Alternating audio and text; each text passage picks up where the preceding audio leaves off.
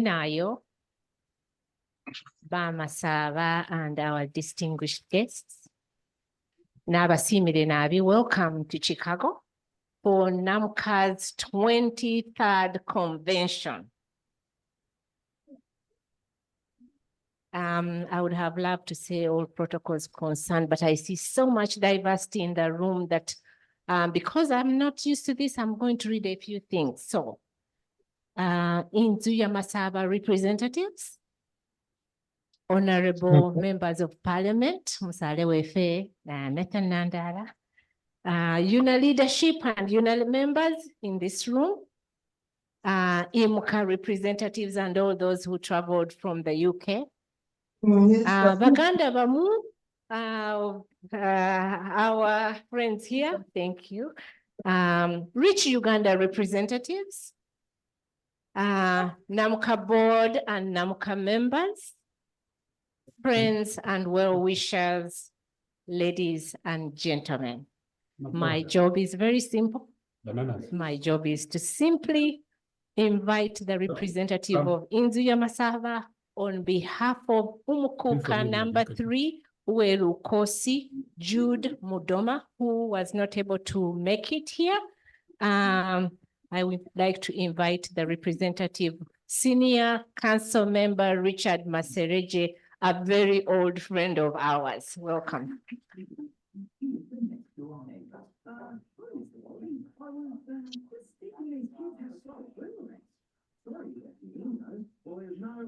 Thank you, Betty. I think I have enough gray hair.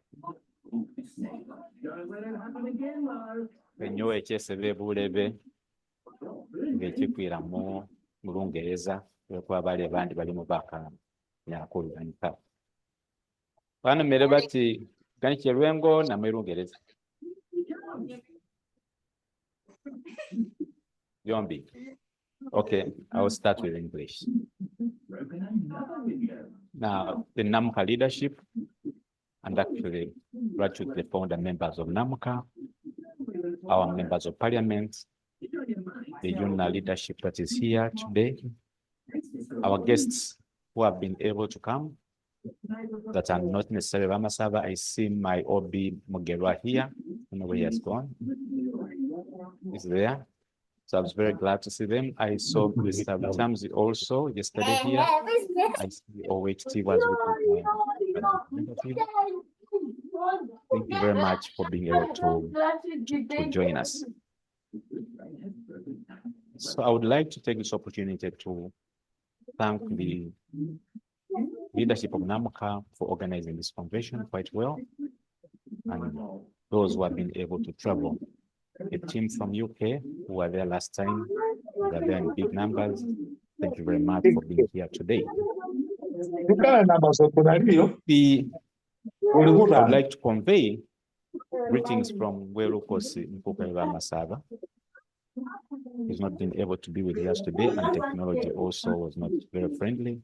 We'll be able to address you tomorrow.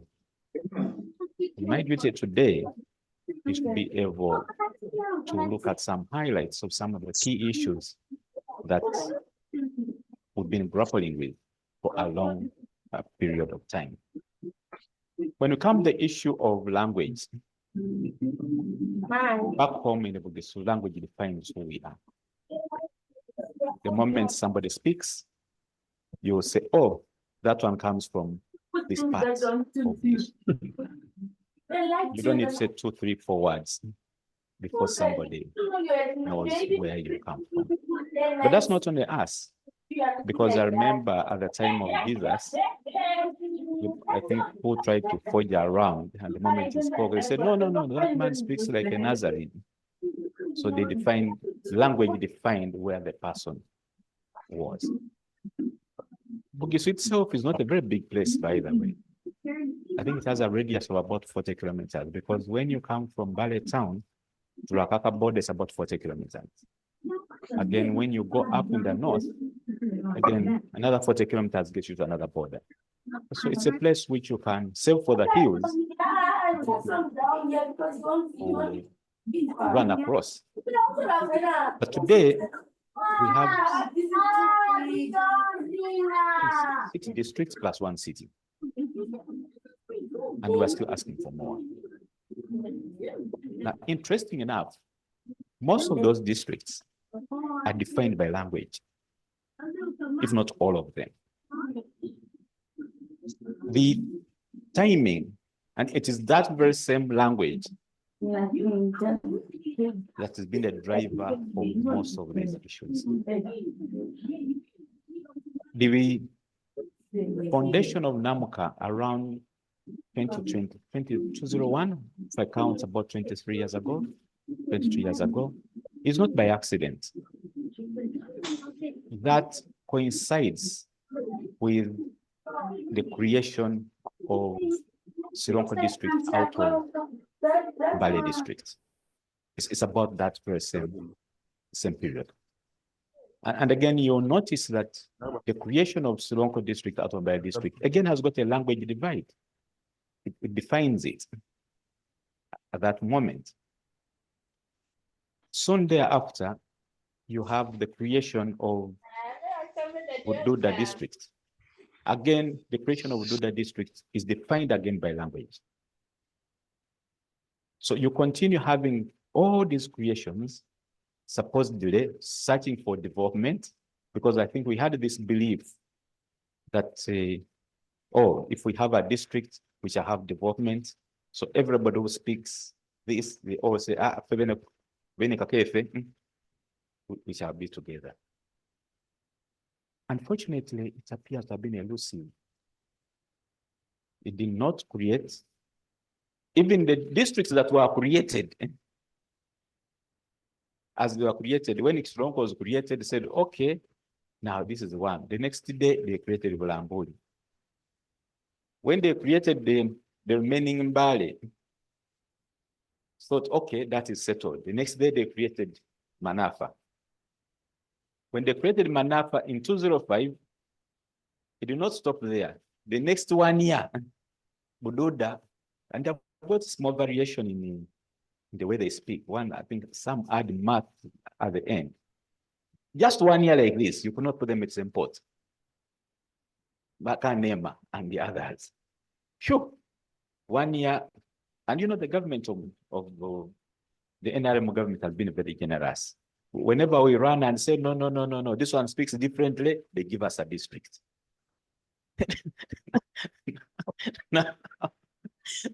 So they gave Ududa a district for those who have Kanye matter. Then the ones in Manafa. But unfortunately, they changed the name of Bubulo and they changed it to Manafa to appease the people of Manjia up. But 1 year later on, they ran away and they left these people with the name Manafa, which didn't make sense to them. They left them together. The next day, after some time, there are these ones that my brother and priest was talking about, not our people at the border. Those, no. Those other people are oppressing us. They also created a district in Amisimba. So this single language for us has been so elusive and it's been at the core. And then we have a very nice narrative that when we ask for districts, oh, we shall get development. But the development never comes at the end of the day. The road to, until recently when you go to Akaka Road, the road from Bubolo to Ududa is still the same. The road from Namagumba to Budadiri through Honorable Nandala's home is still the same. Now, understand His Excellency is going to launch the road to Budadiri, that ring road, I think maybe a few weeks from now. So maybe that will make a difference. But so we've had this elusive issue with created divisions on account of language divides. Every hill has its own language, and every hill wants to have a district. Now, when we can't have a district, we ask for a sub-county. You go to Masiche, somewhere there where they will see you. they couldn't put me in the same pot. They created the Masike sub-county. There's Bohonge, there's everywhere. Everybody, if they don't get a sub-county, they have a town council. Honorable Nanda, don't you have a town council? He has very many. Now, if you look all of them, each of them has got their own. But how far are we going to go by trying to do that? Now, when you look at the timing of NAMCA and many other, you are seeing a people grappling after creating all these small things. They come back and say, okay, but how do we come back together? And so you start seeing the NAMCAs. The people are grappling to answer a question. We've tried to look for this development. We've tried to look for it by each of us working separate ways. And then we say, let's come together. So you see about the same time, both people who are out in America, in Canada, back home are trying to find a way of coming together. And they take refuge and come back to their law. When they consult the late Muyinga of Bubisu, the framers of the Constitution of Uganda were very good because they had put a provision under Article 178 that districts that want to operate on matters of culture, that's including language and other developments, all they needed to do was have a charter, table it before Parliament. Once Parliament approved, that was okay. And indeed, our people ran to that clause. They thought it was the best way. But again, one challenge is we take too long on matters. From 201, they start again running up and down, trying to find that elusive thing. By 206, again, there was no answer. No chance to ask the Prime Minister. Because everybody is speaking their own. No answer. Come 206, the very same law gets amended. And courtesy of our brothers from the bigger communities. You know, Kint was a great leader. He went and united Baganda and created a big kingdom. So I just wished he had stayed at home. But maybe would have done better. Yes, he went down and be able to put up a big kingdom. Now, so come 206, this Article 178 gets amended, and presumably to address the issue of our big brothers. To create, I think, address the federal issue and create regional tier and the like. And then down the road, they say, no, that act is going to take away power from our Kabaka. They change to, we don't want it. It was thrown in the thing. But remember, our people have been trying to utilize that. They are moving forward. Down the road, we say, maybe let us go to Article 246. But Article 246, are very smart people, had a provision that those who want to have a cultural leadership should first wait for a law to give them guidance on what to do. But what do? We say, no, you give us also. And our people are very vigilant. Our political leaders are vigilant. And that's how it leads to the birth of India Masala. We say, no, let's have an association or whatever form. And we move on. And our president was very generous. When he was advised that actually there was no law, he said, but these people have a right of association under Article 37. Unfortunately, Article 37 was creating something else. But nonetheless, they told us you can have your cultural leader. And we were very happy. So that's when we woke up. A few months later, by the way, that's in November 2010. I'm giving you the context of this background of what's happening. That's November 2010. In February 2011, they passed the law. What has the law done? The law creates, institutionalizes a cultural leader. The law does not create a cultural institution. It creates the Kabaka of Uganda as a corporation soul. It creates the Omokoka as a corporation soul. It does not create Uganda Kingdom because that will create a problem. It creates the Chabazinga or Busoga. But for us, as we were doing, we have put our thing together, we keep it. We fight for it. Now, we've been grappling with that, and other people I won't be able to put here. From just immediately after 2013, the problem is realized. But the problem is not addressed because we didn't want to face the reality. Instead, we go into denial. And we've been able to move into denial. Yes, we're very lucky. We have our Omukuka as a cultural leader. By law, institutionalized cultural leader. And then we stand. You know, that's why I wish you to remain in the. And then, you know, when they circumcise us, each of us say, we are all men. No man can be above us. Say, now, hold on. But the law has created one man as an institutional office. It's created one man, and the law itself is worded in a very nice way. It's worded as institution of the traditional or cultural leader. It's deliberate English for these legislators. Deliberate what? English, institution of the cultural leader. When you go to the Luganda translation, it's talking about abakulembeze ab'ennono. When you go to the Roma version, it's talking about barangiris. So the creation of the whole is about the leader as an institutionalized body. It is creating, it's like everything is in this microphone. And any authority needs to flow from that leader.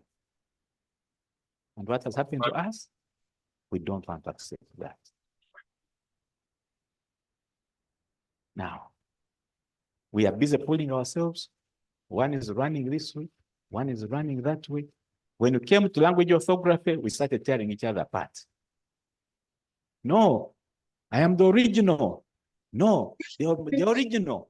How far are we going to claim who is original? Are we not able to have mutual respect for our diversities? Can we get unity by suppressing our diversities, or should we get unity by having mutual respect for our diversities? Those are some of the questions we need to look at. Are we able to solve our problems by being honest and putting the facts on the table, and we are able to identify the key issues objectively and address the options? Or are we going to do so by being in denial? Yesterday afternoon. These are the issues. When Domokoka came into office and having realized these issues, he set up a 10-man commission. And some people said, oh, where do you get power from? He said, no, but I'm an institutional office. Oh, I have power from the law. And the mandate of the Omokoka is just in two phrases. One, promote development for all, wherever they are. Two, to promote and preserve the culture. Another mandate has been added under the Culture and Monuments Act, thanks to our leaders. Look at all the cultural things and preserve them. And I would want to assure you that, for example, one of our biggest cultural events is the Imbari. And we are in the process of trying to ensure that we get the intangible assets protection. Because even those who ran away from circumcision, now that's the Kadodi. So that's where we are at the end of the day. So that mandate in those two sentences is a very big mandate.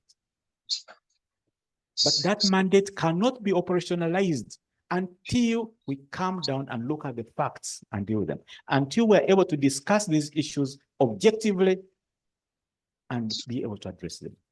Until we're able to build an institutional framework that is able to connect properly with NAMCA in here, with IMOCA, and the grassroots people on the ground. Yesterday we had a small discussion. We were saying, hold on. You know, Uganda, somebody explained to us, I don't know who was explaining to us, why the Buganda, the Kabaka the Kabaka is from the mother's clan.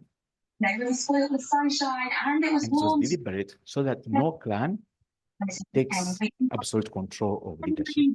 Because whenever you marry in another clan at the end of the day.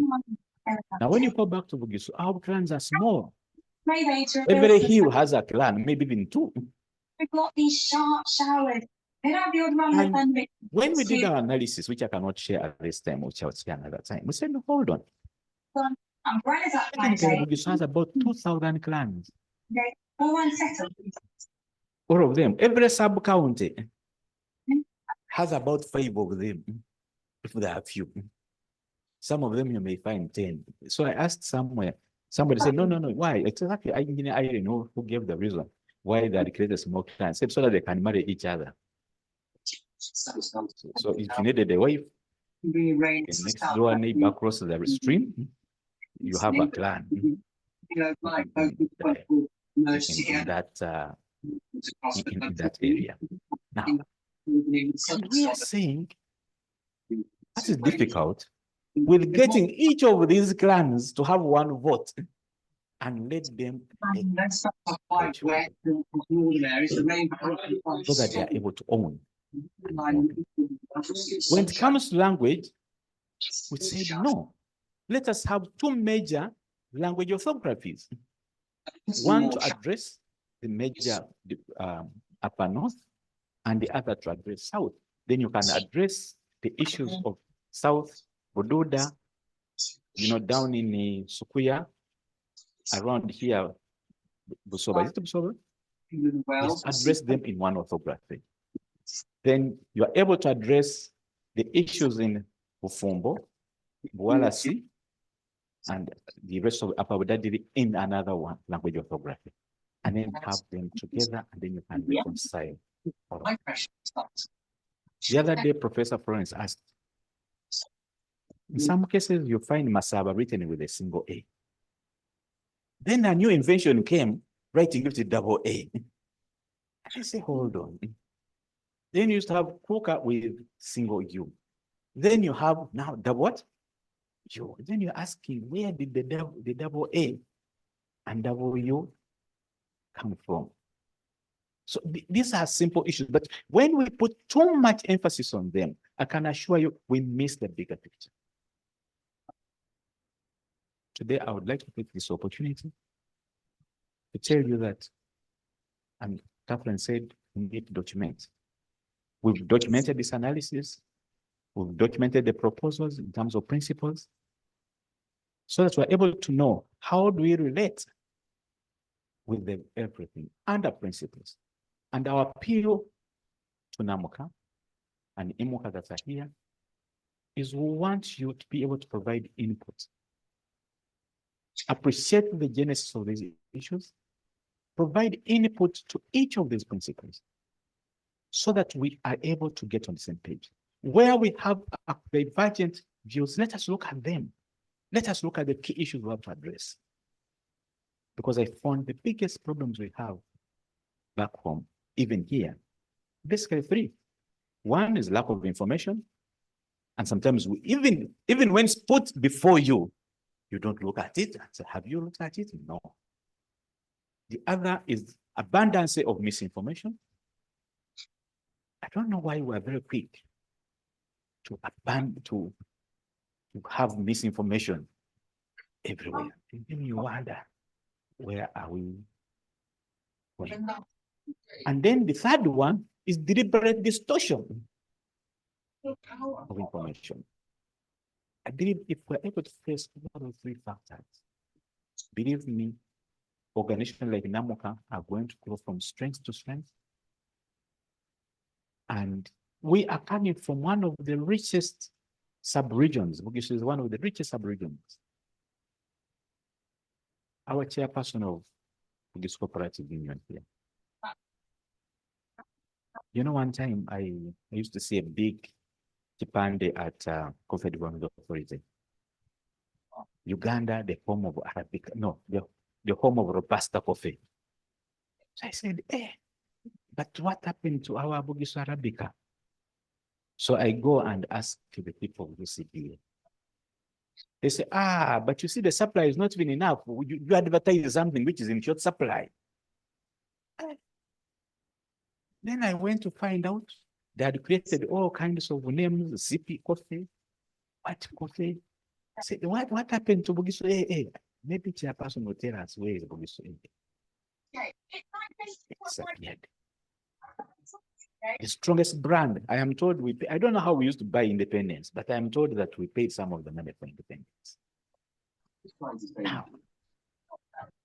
when I'm going home, there's that place in Jinja, that Java where you stop and take coffee. They have got all kinds of coffee there. Renzori special, and I can assure you there's no Bugisu Arabica. But meanwhile, the bulk of the people stop there at the Bugisu. So I was wondering whether chairman did not tell them to put ours there. But these people don't know that actually we are owners of all the Arabica coffee. I don't want to go much. If I'm left alone, I can assure I can speak for the next 2 hours. But the rest, I want to assure you, we need to have a candid discussion on these issues. President, thank you very much for giving me this opportunity.